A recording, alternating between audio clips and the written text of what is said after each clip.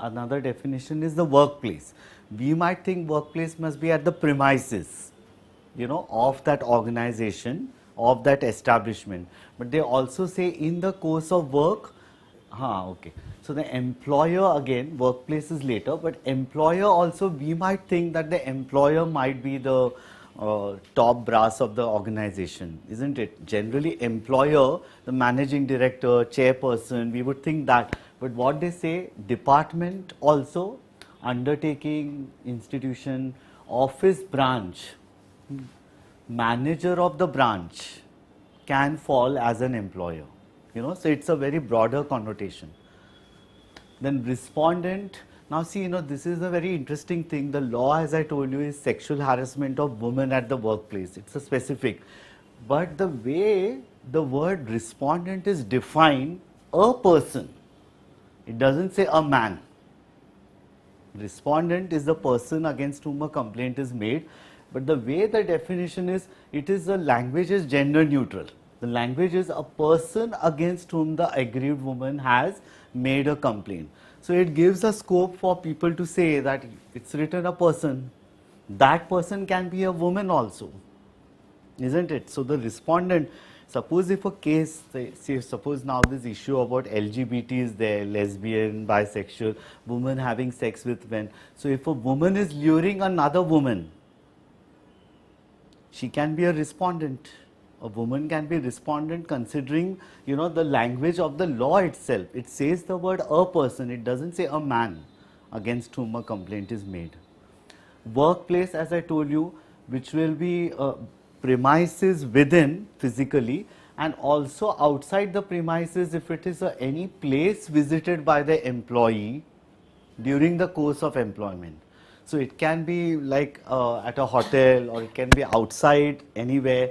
Even it can be an excursion of the company, a picnic, a trip. In the course of work, it has happened, and including transportation. This case was there last year, which came in the news, like Pune being an IT city. There was a woman employee who was from North India, and she had joined an IT company in Pune. And she was being given that facility of dropping back to her home from office. And in that particular case, what happened, like there were other women employees, like after office hours, they were all dropped. And this one particular woman, she was the last person to be dropped.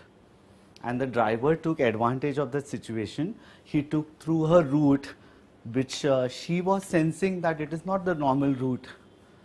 And he took advantage and he raped her. So it's after that case, all the IT companies, you have the NASSCOM, which is like a body governing them. They have made it mandatory that the last person, if somebody has to be dropped, a woman employee, there has to be a security guard, which wasn't there in the earlier rule. So while dropping off, if the last person is to be dropped, a woman, there has to be another person. Other than the driver, there was nobody there in the vehicle.